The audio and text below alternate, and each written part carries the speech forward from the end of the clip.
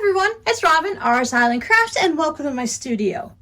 In a previous tutorial, which I will link down below in the description box, I showed you how to make this little notions or small project bag that has a clear vinyl window with the snap closures. But today I'm going to show you how to make a similar project bag, but we're going to use zippers. This is the one I'm going to show you how to make today. It comes out to be about 10.5 by 8.5 inches. As you can see, it has a nice zipper. It has a good size clear window and has no exposed seams anywhere.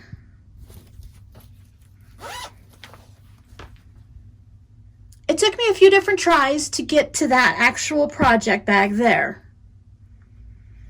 So if you hang out to the end of the video, I will go ahead and give you some tips and tricks. I will walk you through some of the issues that I had so that when you make yours, you won't have those types of issues. What I want to do today is give you the basic formula so that you can figure out how to make a bag of any size, because just showing you how to make one size is not as much value as giving you the information so that you can make it to any size that you'd like.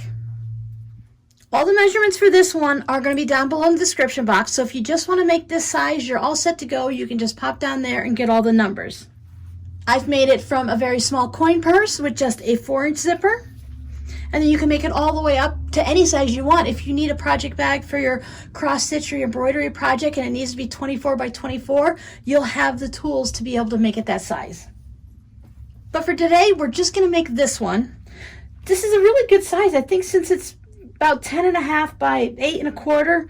I think that's a really nice size to put your smaller projects in. Not everyone works on large projects. You can use it as a notions pouch or just shrink things down if you want it to be a little bit smaller for a notions pouch. The one we're going to make today is with this very fun umbrella fabric. And we're going to use a purple accent. Now, as I'm cutting these out, I like to go down my list. And then I like to lay it all out so I know exactly which pieces go where, so that I know I've cut all the pieces properly, because I find it very frustrating to get to the sewing machine and have the wrong size piece after I've sewn things together. Now my vinyl here, I picked mine up at Joann's many years ago. You can order it on Amazon.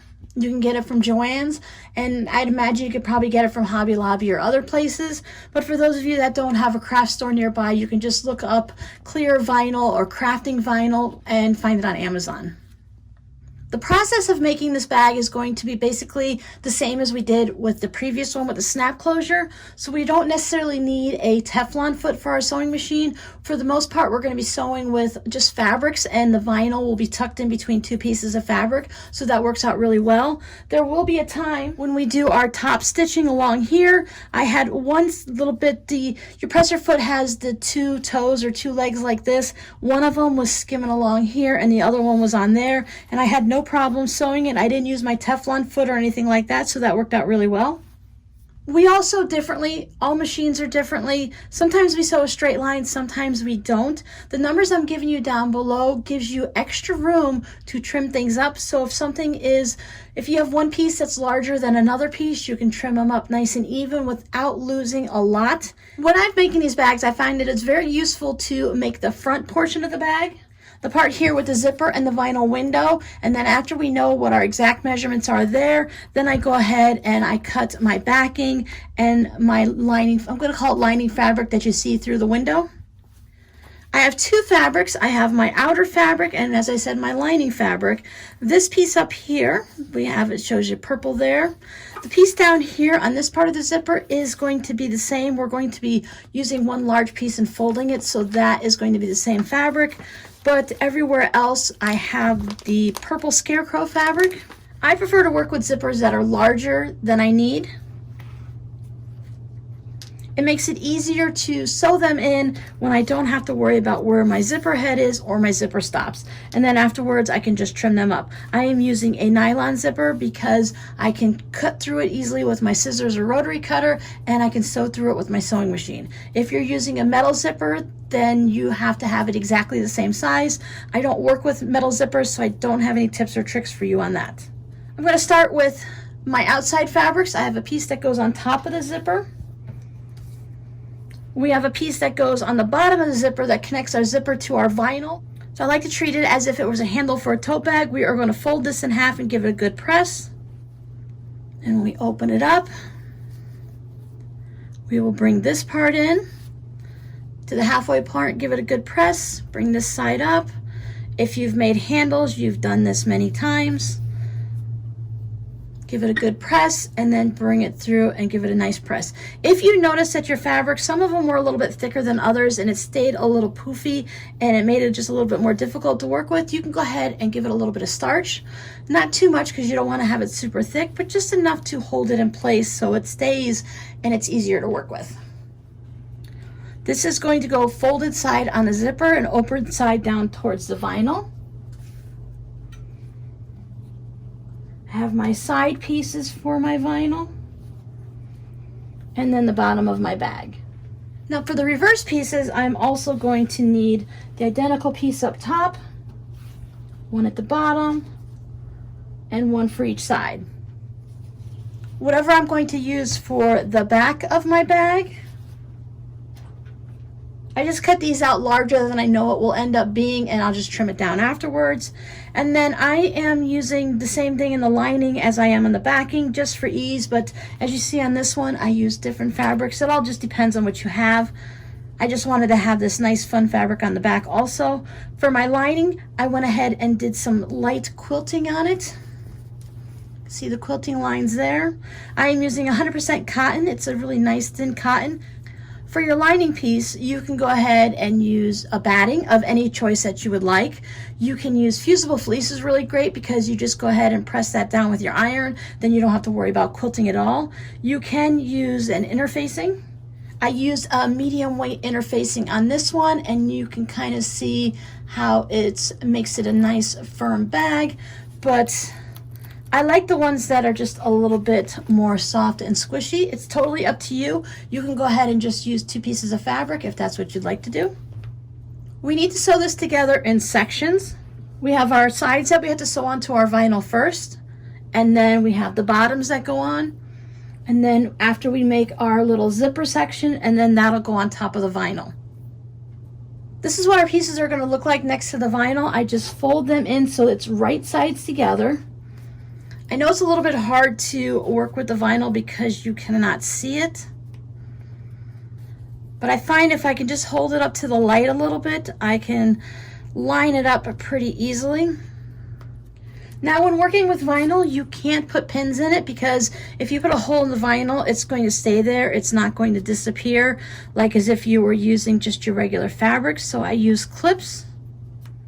For me, I find it easier to clip one piece on first, and then I can go to the other sides, right sides facing, so right sides facing the vinyl, which is also facing the front, and then I can just line this up. My side pieces aren't necessarily a directional item. My fabric is not directional. When I had this fabric, my pumpkins are directional, but based on the size of the pieces of fabric I had, I wasn't able to really get a nice directional to go here, so the pumpkins went sideways. Plus, I wasn't going to get as much pumpkin, so I decided to just go ahead and let them go up and down and not worry about it. But if you had something with maybe words on it, you might want to pay a little bit more attention to that and get them all lined up nice and neat. There's my one side. Just make sure when you're doing this that you have your outer fabric on one side and your lining on the other so that you don't have different fabrics. Put my other piece on for my lining, right sides together.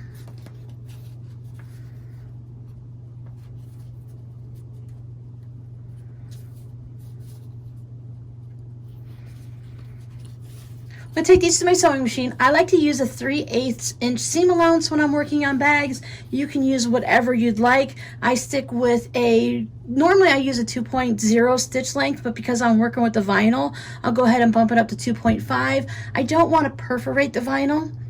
Remember, whatever holes you put in it are going to stay as open. So if you were using a larger jeans needle or something, you'd have a larger hole and it would stay in your vinyl. But if you were to do that jeans needle with regular quilting cotton, after you wash it or press it with a nice steamy iron, those holes would close up a lot more. So I'm going to stick with just my regular sewing needle, 2.5 inch stitch length, 3/8 inch seam allowance down here and down there. Everybody's stitched down. Since we can't use an iron on this, because if your iron touches that vinyl, it's going to shrivel up and burn and you'll have holes in it. I'm just going to take it over and give it a nice finger press. Flip it over, do the other side. We're going to do some top stitching on here. Now, if you want, you can put some pins into your cotton fabric just to hold it. I'm going to take it over and do about 1/8 of an inch top stitching. This is where you're going to have one of the section of your sewing foot's going to go across the vinyl. If you just glide everything through and just hold it, sometimes you have to hold the vinyl up if it sticks to the bed of your machine. It will just glide right through, really easy. And you do the same thing over on this side. Now, when we made this pouch, I told you I preferred the weight and stitch all the way around it and once to do the window. But on this pouch, by the way we're constructing it, we have to go ahead and do our top stitching on each section. We can't just do around the window. So we have to have top stitching going all the way across here and all the way across there. Once we have that all squared away and we have our both pieces set, then we'll go ahead and add our bottom pieces. And we're going to do it in the same way with the right sides facing so that we have our lining fabrics matching up to our outer fabrics. I went ahead and finger pressed them over and did my top stitching across there also. So now let's go ahead and get to the part that's not complicated but a little bit different, our zipper. We're going to take care of the top of the zipper first. I find that part to just be what we're used to doing when we're doing zipper pouches, so that spot is simple enough. Here is our zipper with my zipper pull to the left. Since my zipper is large enough, I'm just going to even it out and sort of put it in the center. If your zipper is exactly the same length, then you'll just want to line it up so that you're in between the end stopper and the beginning of your zipper. My first piece is my outer fabric, so I'm going to have that right sides down and I'm going to line it up with the top of the zipper. Put some clips in it, and I'll flip it over. And again, I'm going to put right sides down, so the right sides will be facing the right side of my outer fabric, and I'm going to line it up along the top, making sure that I line it up evenly. I don't want to have any space of my outer fabric, the purple, showing, so I'll just line my umbrellas up nicely. Start at one side, just re-clip everything. So I'm going to go ahead and pop in my zipper foot and I'm just going to stitch down, holding all of these two fabrics on my zipper together, just as if I were making a zipper pouch. There we go. Next up, I will take this over to my iron, or you can just go ahead and finger press it. And I want to bring both fabrics up so that the zipper is sandwiched in between them. After I give it a good press, I will take it back over to my sewing machine and I will top stitch down just to hold these into place so that none of this shifts around while I'm working on my bag. All nice and top stitch.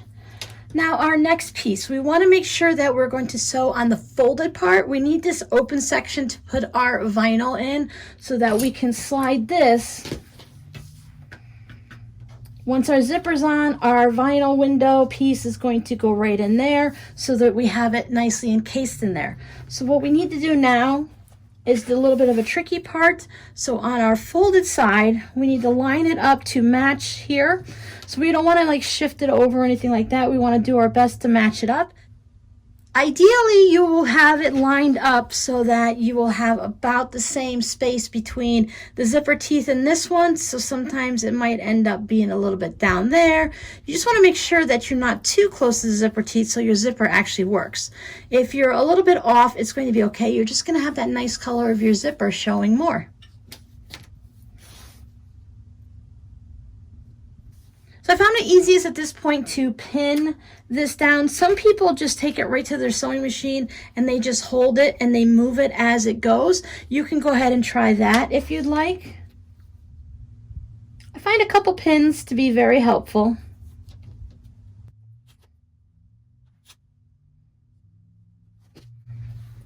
And then it's going to ensure that this piece is stitched to the zipper, and it's also going to be top stitching at the same time.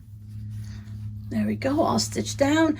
The zipper part here was the one that I really wasn't sure how to do to get this bag to have a zipper. I watched several of the cross stitch bag videos, the project bags with the vinyl window that have the binding that goes around it.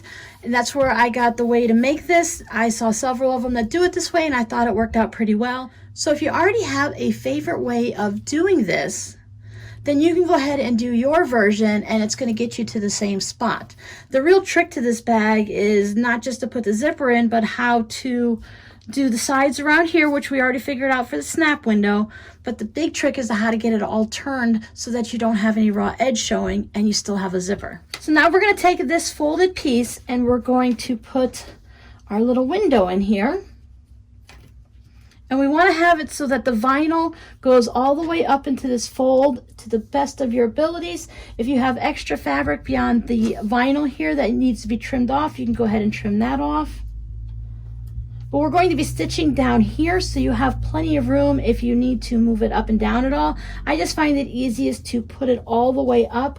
That way I know I've done my best to get it in there and nice and even. Now, if you want, you could put a couple little pieces of double stick tape up in there just to hold it in place. You just want to make sure you're staying away from where you're going to stitch it, because your regular everyday crafting double stick tape will possibly gum up your needle. I'm not 100% sure, I haven't used it, but it's not normally meant to be sewn through. There are some fusible products that you can use that I've shown in other videos, like when we do the different things with zippers and such that you can use. But I find it simple enough that if I push it all the way up, some people will just go ahead and take it and sew it just like that. But I like to do this little bit of trickery here. I just open up my zipper. And now I can put clips in. And it's gonna hold everything. It's gonna be out of my way when I'm sewing. Just make sure everything stays all the way up there.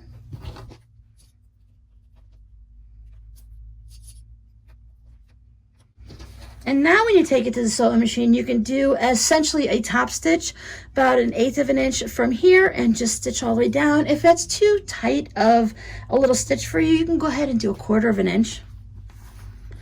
Ideally, you'll use whatever you use on here to go all the way around. Remember, this is folded all the way up to the center, so there's no visible edges of the fabric or seams there. Again, you're going to have one edge of your foot that's going to go along the vinyl. You shouldn't really have any problem, especially if you didn't have any problems getting around the other ones. Just take our clips out.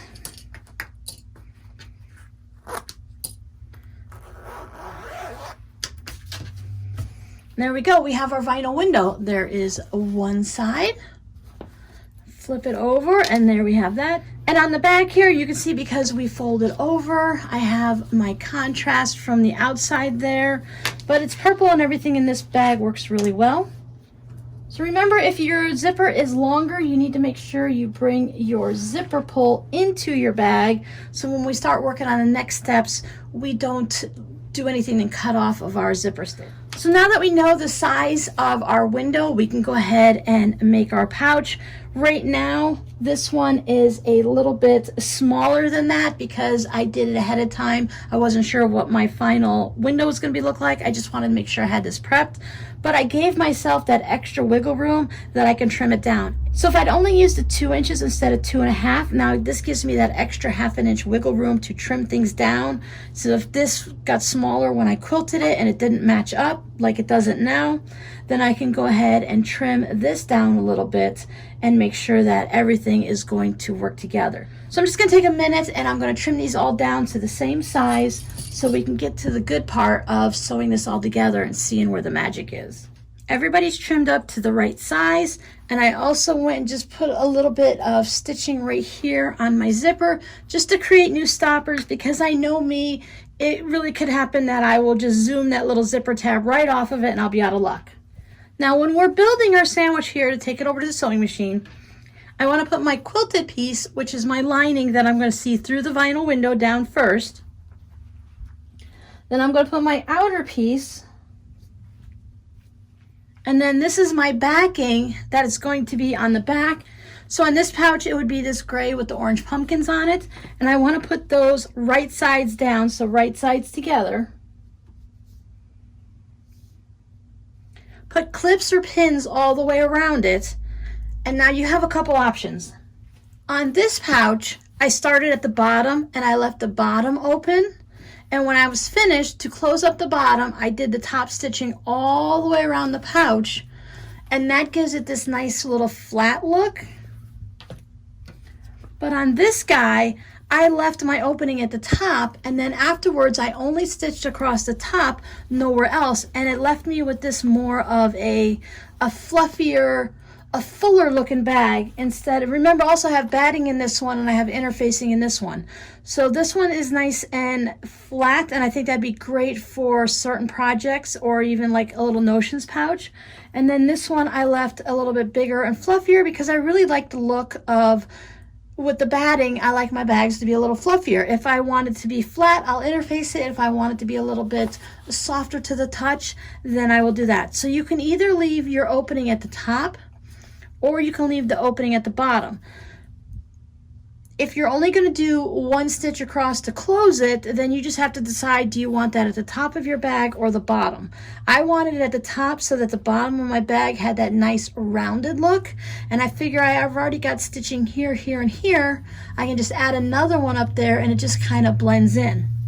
The other thing, that when you're stitching around the bag everywhere, if you're using thread to match your fabric and your zipper is not the same color, you're going to see your stitching going across your zipper ends there. This bag, again, I left it at the bottom. So it all depends on the look you want. So you have to decide that now before we stitch this all together. I'm going to leave my opening up at the top, and for these normally I like to leave a smaller one so I don't have a big hole to close up, but for these you want to leave, depending on the size of the bag you're doing, you want to leave a nice size 3 to 5 inches of an opening so that you can easily pull that vinyl through and it doesn't get folded or creased anywhere. So that's really important to keep your vinyl looking nice, because there's no point in having a vinyl window if you're going to have a giant crease down the center of it. So you can pin around or clip around, and then I'm going to stitch around using the 3/8 inch seam allowance that I've been using throughout. So after I get that all taken care of, I will show you what it looks like. Stitched all the way around. I have left my opening. When I was stitching this, I did put my zipper more to the center just so it wasn't in my way at all here. And there's really no need to leave your zipper open or closed one way or the other. But if you close it all the way, you're going to have a hard time stitching right here because you're going to have the zipper head.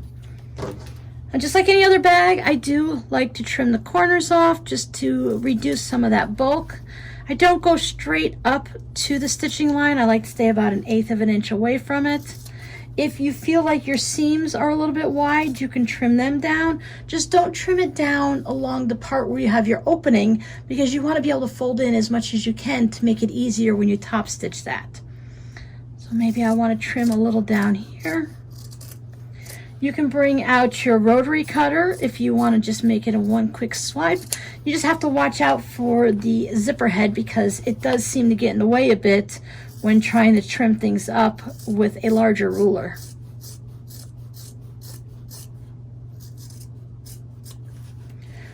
Again, I'm staying away from my stitching line. I don't want to get too close because I'm not top stitching all the way around, so there's not going to be any extra support. So if you have fabric that frays, then I usually don't trim down very much, if any at all. Find your opening.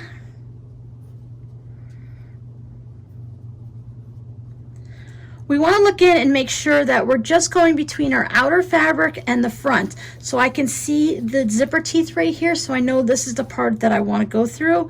If I go into this section, then I'm going to turn it so that the inside's on the outside and I won't be able to zip open my pouch. So you just reach in.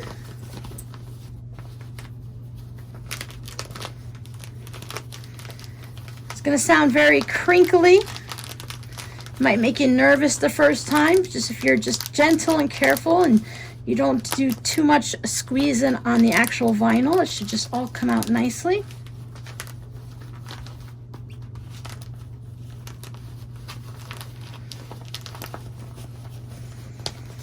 There we go.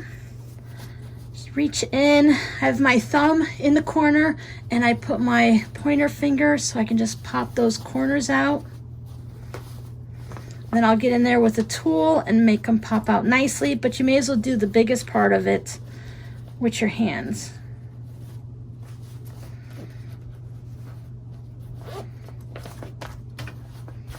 There's the basics of our pouch. I start off with a crochet hook and I just go into my corners. You have a lot of bulk here, so you might not be able to get your corners out perfectly, especially if you're using batting or something that goes all the way to the edge. If you're using the fusible fleece, you can keep it so it doesn't go into your seam allowance, but I've never been very good at doing that, so I just push them out the best I can. Then I go back in with a little point turner. I have a little flamingo here, and that usually helps pop it out. I don't use anything pointy like my scissors because it's too easy for me to poke all the way through, but if that works for you, then go ahead.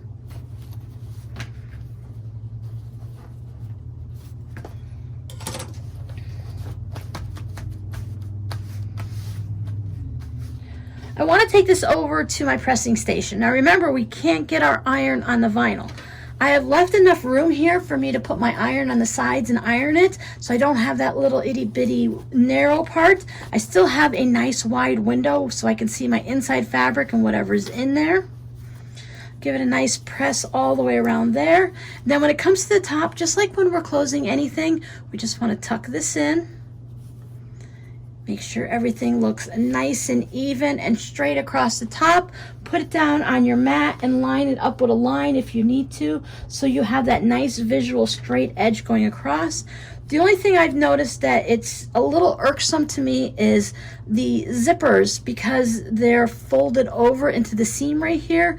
It is a little, just have a little bit of squish factor over there on either side. It's just something to you just have to deal with it. I'm going to guess that using it after a while, we'll go ahead and fold them down. I mean, if you want, you could take some thread there, but then if you're going to do that, why not stitch all the way around? So let me go ahead and give this a nice good pressing. I will take it over to my sewing machine and I will just top stitch this closed right along the top, and then it's going to match these three and then the one down there. There we go. I just stitched across the top, so you have one finished pouch. We got no raw seams, raw edges anywhere. I think it's a really, as I figured it out, once I got going to do more, it became easier and easier. So let's talk about my process and figure out how we can do different things with these bags.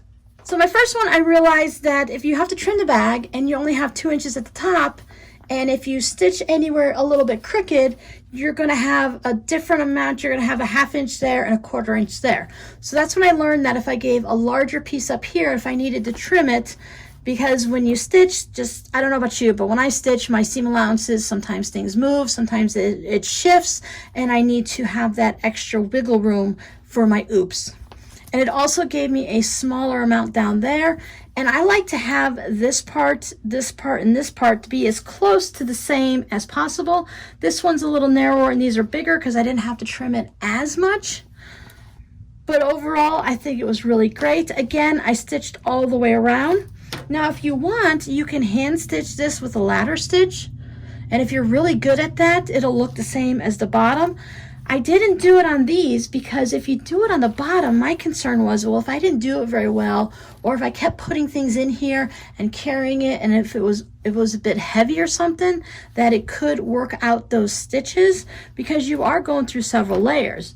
So I was a little worried about that, even if I did like a fusible tape in there, a little heat and bond, and then I stitched it. So that was my worry. So that's when I thought, well, if I put it at the top, then it's not a stress point up there. It's not going to matter. So if you want to hand stitch it up there, it's going to be okay, and it's not going to have any weight bearing on it. You can add a handle to it here. A lot of people like a handle to either carry it or hang it. You can do it like a pouch and add a handle to any of the sides that you like. This is the one I did, and I decided that the interfacing wasn't really the best for me, and for some reason my zipper had a big arch to it, so when I was stitching it, so I was just was going to be really careful after that to make sure I was careful when I was doing it. So I don't know what caused it. So I was just really careful to make sure my zipper and stuff weren't stretching. When you're doing your stitching around the entire pouch before we turn it, it might be a good idea to use a walking foot or an even feed foot, because you're going through a lot of layers and it's all moving a lot. I just put a lot of clips in mine and it worked out pretty good.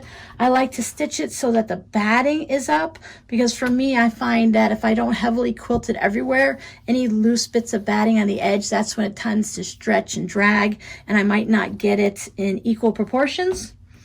You can see I added my tag to this one. I couldn't think of a spot to really put it other than off to the side. If you put it on the inside, it wouldn't be seen if this part's not too big, so I thought that would be okay. But then I thought about the customer that might be putting things in, and maybe since my tag has, it's folded over and it has that little loop there, so maybe something might get stuck in there or cause some trouble, and I don't want to create something that's going to irritate someone. So I just put it on the outside there. If it were smaller, I could have put it right here, or if these pieces were wider, but my tag is wider than those sections. So the way I designed this, besides watching a couple dozen different project videos and stuff like that to try to figure this out, is I already knew my process for making this. So I already knew how to encase the vinyl and not have to worry about, some people put down tissue paper so that the vinyl doesn't stick and they can sew through it, and they worry about Teflon feet. Well, we didn't have to worry about that at all with this. That little bit that our foot went along here when we're stitching, it was no big deal. So I already had that process. So then I had to figure out the zipper. So I watched those videos and figured out how to do the zipper, and then I got stuck. Now this one, I was able to turn it through the zipper, but that gave me the raw edges. Now that's fine for one of these little coin pouches. Probably could put almost business cards in there at this size, or if you want to put some of your clips in there.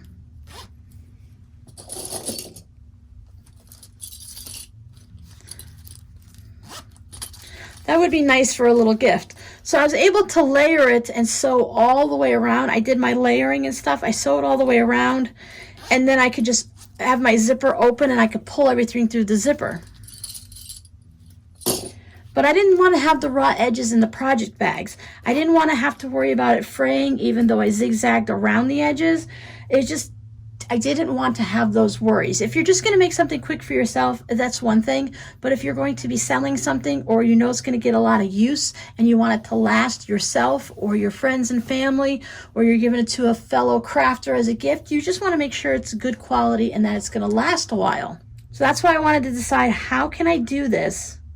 Several years ago, when I was first looking at these, I saw a video on how to make this little pouch, and what they did is they turned it and then they just hand stitched the bottom closed. So I've always remembered that, and I just wanted to see if I could figure out a way to do it where I didn't have to have the opening on the outside, and I just didn't want to have to worry about closing it up by hand. But that's when I thought about doing the top stitching all the way around and closing it up that way. And it makes you a nice flat pouch. And this almost reminds me of like one of those pencil cases with the 3-ring holes that you put into your binder at school. And it has that nice flat look. But I wanted it more of a poofy look. So that's when I thought that I could just go ahead and do it and just stitch around one bit of it, and it'll still leave all of this nice and poofy. It also allows you to put more in there and have it open up. These you could still put a knitting project in. It would still open up and have space, but these sides are clamped down, where these, with this fabric right here and this fabric right here, it would allow it to open up and you could fit more in it that way. Now the way I designed it and figured out the math, I started by drawing some pictures and then just trying to figure out all the dimensions and stuff like that. Did a bunch of notes and sketching until I came down to the last one. So what you can do is I think you kind of need to work your way in. If I know that I need my pouch, or I want my pouch to be 15 by 15, or if I want my pouch to be 15 wide and 12 tall, so I have more of a pouch like this. Then you can decide, well, I decided on the 2.5 strip up here, so this has to be 2.5 inches wide. I have my zipper, which takes up 1/2 inch, I believe. And then I have my piece here that when I fold it, and I do all of the folding it to do it like the bag handle so I can slide everything in, that becomes 1 inch. So already I know that if I'm taking the 15 inches here from the height, I'm going to subtract 2.5 inches, 1/2 inch, and 1 inch from that 15. And then if I say I want 2.5 inches up there, well, then I'm going to do 2.5 inches down in this section also. Now remember, we're not figuring seam allowances or anything like that. So I say if you're trying to put like a 10 inch or what are they, 11 inch Q-snap, I believe, I suggest going larger. But also remember, if you're going to be putting a hoop or a Q-snap, your zipper is what's going to determine it. So you want to make sure your zipper is going to be large enough to slide your hoop in. So if you have 11 inch one, I would definitely go up not just 12 inches, I would do the 14, 15, or 16 inches so you have plenty of room to get it in. And then if you're also going to be using that big of a hoop, you probably have a large project with extra fabric and stuff like that. If you're just making notion pouches and you want to make sure that your rotary cutter fits in, then you just need to see how long a normal rotary cutter is and add a couple inches. And that'll help you accomplish, it'll absorb in the seam allowances. So then if I have 2.5 inches here, well, I figure I'm probably going to have it 2.5 inches wide here.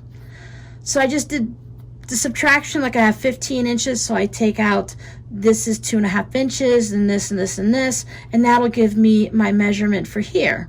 And the same thing there. And when you're all done, that gives you what your vinyl window is. And then I highly suggest that you make your first one, if you're making with your own measurements, make your very first one out of just random fabric that is not really, really important to you, that you want to just practice on. And if you get a pouch out of it, great. And if you don't, and it looks a little wonky like this, like I'm going to keep this pouch. I love cardinals. I love the red. This is a little bit too narrow and wonky for me to put in my shop.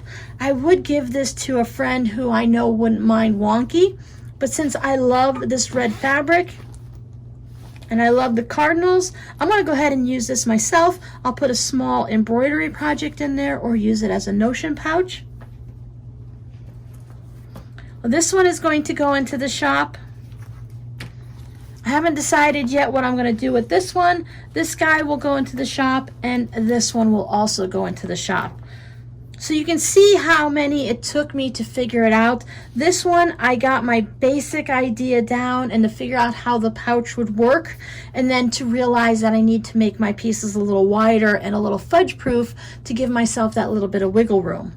I did that one, and that one helped me to realize that I don't like it with the interfacing and I don't like it that stiff, so let's do it with batting. And then when I made the scarecrow one this morning, it was just to ensure that the measurements that I figured out for this guy, that they were going to be the right measurements to show to you, and then I would also have an example of a pouch to show you. And then of course this is the one we have to have one that we make together during the video. And I was being stubborn because I saw this one a long time ago. I will put a link down below to the blog post for this one. So if you want to go ahead and try it out, there's actually going to be two. There's this one that I found, and then there's the one that I saw a long time ago where it's made like these, but you stitch it up on the bottom. So just check down below in the description box. You never know what might be down there. You could find something interesting. So thank you so much if you've made it all the way to the end of this video. I really appreciate you watching my videos from the beginning until the end. I hope you try one of these out. For those of you that asked in the other video, if you don't want this vinyl at all, then you can just go ahead and make one big piece of fabric. At that point, if you want, you can either have it up here or you can put the zipper up at the top, because then you're just going to be making a regular zipper pouch. The complicated part is to figure out how to have the window and not have any raw seams. So you could change up your numbers and just go ahead and make this one giant piece of fabric, and then you could sew it down. I have a video for doing these where you put the zipper on the front of the pouch also. So if I remember, I'll put it down there. But your code word for today, I think it's going to be patience, because you need patience when you're designing something, or you need patience when you're trying a new pattern and just trying to figure out how to get it to work for you and how to understand what someone like me is babbling about in a video. Rewind, rewind. I know I do that a lot. What did she say? Rewind again. So it takes a lot of patience, it takes a lot of time, and it takes a lot of fabric. So thanks for hanging out with me each week, and I will see everyone later. Bye.